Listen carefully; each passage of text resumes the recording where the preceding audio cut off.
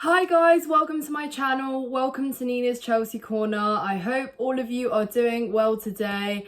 And congratulations to us Chelsea fans for watching what has been a very exciting pre-season where we've gone unbeaten, have been scoring goals, have had so much energy and have been crowned Premier League Summer Series champions.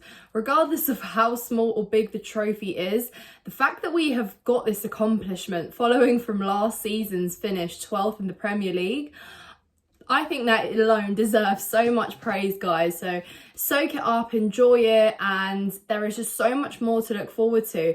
Now that we have seen some of the new signings that we have brought in, how they have gelled under Pochettino, how the training style at Chelsea has transformed to get us bagging goals and switching it up and, you know, just playing such clinical football at times and fluid football. So there is just so much to be excited about. You know, we're I think about 10 days from today till we play Liverpool at home in the opening fixture of the Premier League next season, and things are looking a lot more promising. I think I'm a lot more confident going into that game now because we know who has been standing out, who needs to be given game time, and equally who needs to be sitting on that bench against Liverpool. But we'll get all into that shortly. Make sure to like, obviously, the video, subscribe to my channel if you haven't done so already. And of course, as always, comment down your thoughts under this video. I'm always keen to read your thoughts, which players have impressed you this season, and of course, what your predictions are for the upcoming Premier League fixture.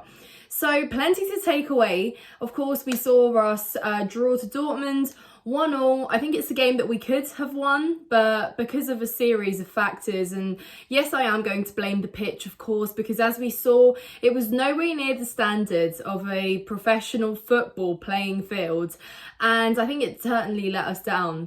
But, you know, 1-1 is still a decent result, considering that Dortmund have been going off the back of wins themselves. They've been scoring goals. They've been in good form, I'd say, and of course, you know, I think they beat Man United as well just before playing us.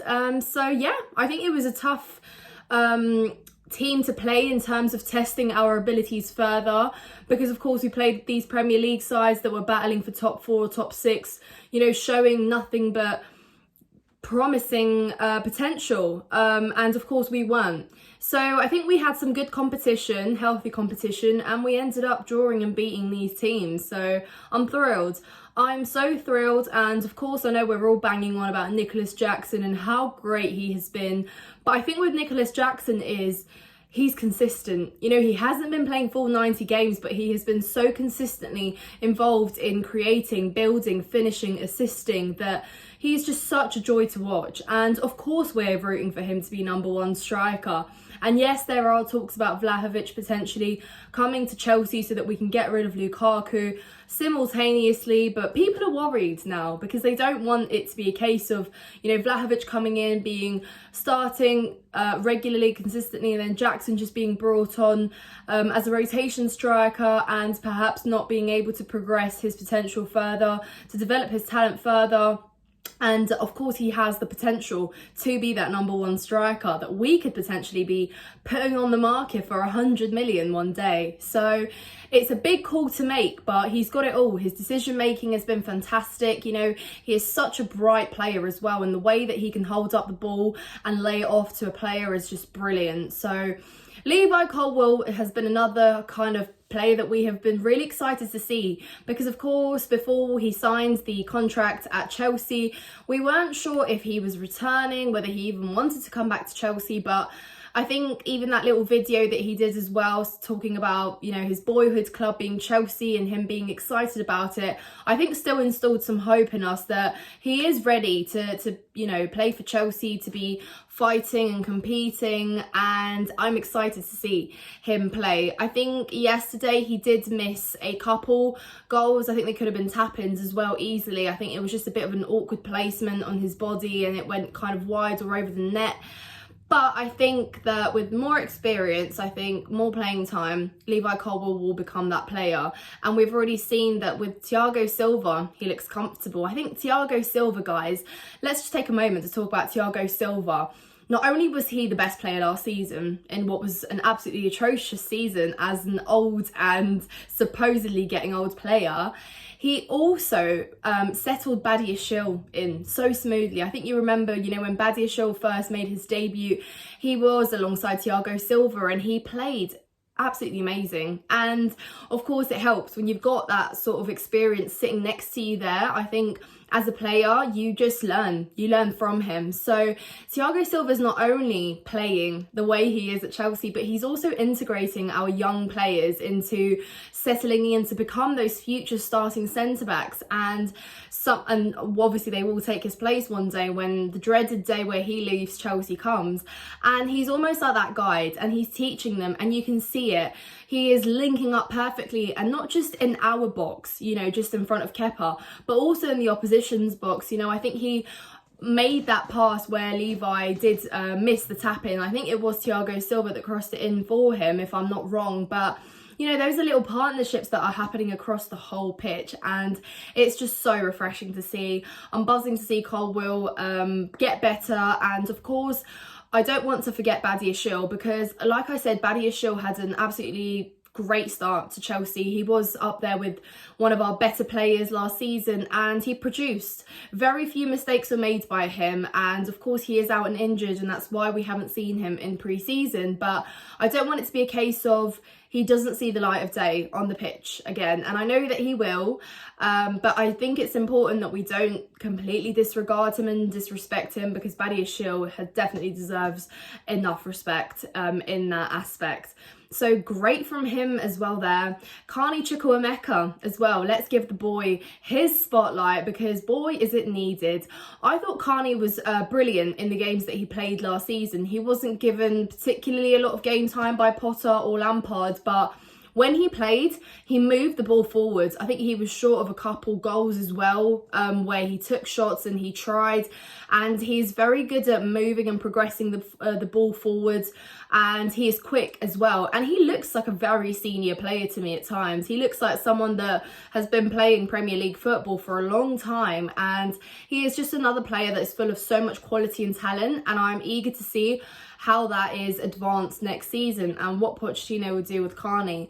But, you know, we saw him play another couple brilliant games, and he's just so refreshing. I've seen some people compare him to Hazard as well, which that just tells you what kind of skills the boy's got. And he's another youngster that's just playing to prove himself, and that is literally what we're asking for. Spirit, fighting, showing that you care, showing that you want to be competitive, showing that you want to bring Chelsea back up to title contending. It's just all we ask for from our players, and I think we're doing a pretty good job at it. You can already see how much affects Pochettino's training style, and not even that, you know, we've heard from a lot of our Chelsea boys that he's made an effort to get to know them on a personal level.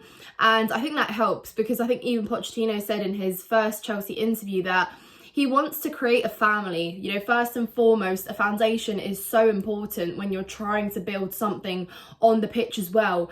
And it reflects, because last season we knew that things were so wrong behind the closed doors and, you know, at the end of the tunnel and in the dressing room. And that's why things were just so horrid on the pitch as well.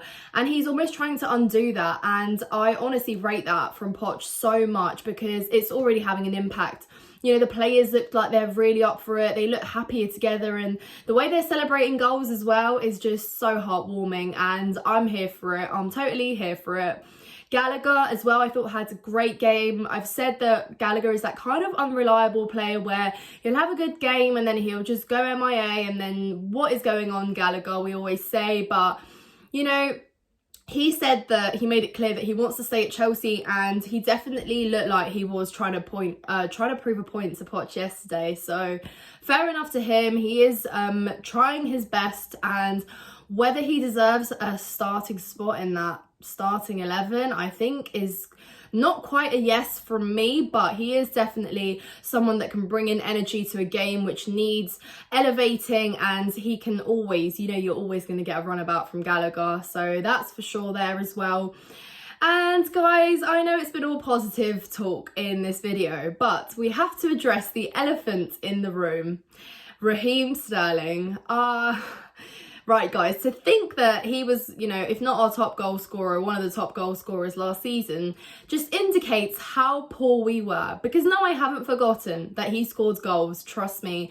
But I also did watch him in every single Premier League game that he played. And guys, let's be honest, there was a very few couple of those games where he stood out and played well.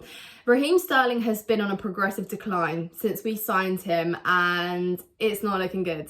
Raz, what's going on? You're supposed to be that player that's setting an example, the player that has won more trophies than half the players put together, and is meant to show them what an experienced player that has played under, you know, the best manager can do, and you're not doing it.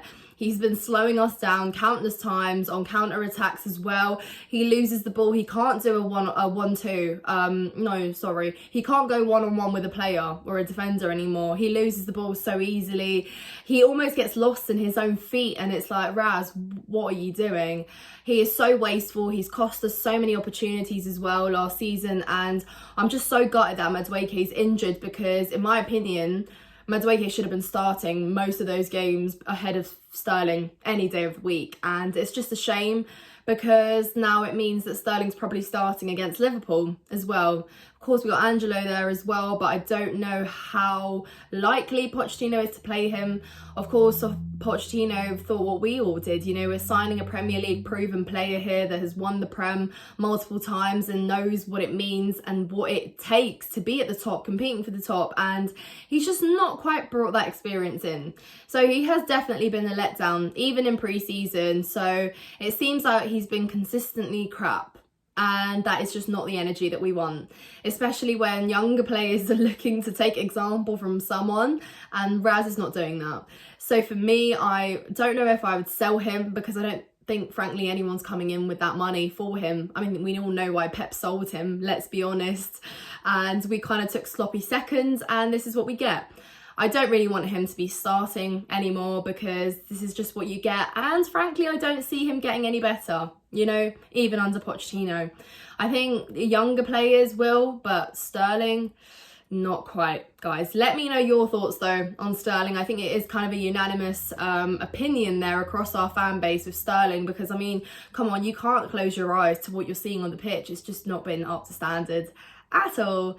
But yes, guys, things are looking a lot better, a lot brighter as we go ahead into next season. I think there's so much positives that we can take, and it's not even just scoring goals. It's just seeing patterns of play, guys. It's seeing energy, and it's seeing these 1-2 link-ups and tricks and flicks, which is so refreshing to see on the pitch. And I'm just begging that we replicate the same style of play against Liverpool. We have some getting back to do, guys, and I do not want to see another boring 1-1 against Liverpool or a 0-0 even. So, because it was 2 0-0 games, I believe, that we had against them last season. Anyway, guys, enough waffling from me, otherwise I'll sit here and talk at you for days. Like this video if you have enjoyed it. Obviously, comment down below which players have stood out to you and your thoughts on Raheem Sterling and what you would do with him. Subscribe to my channel and I will see you in the next one. Thank you so much for watching, guys.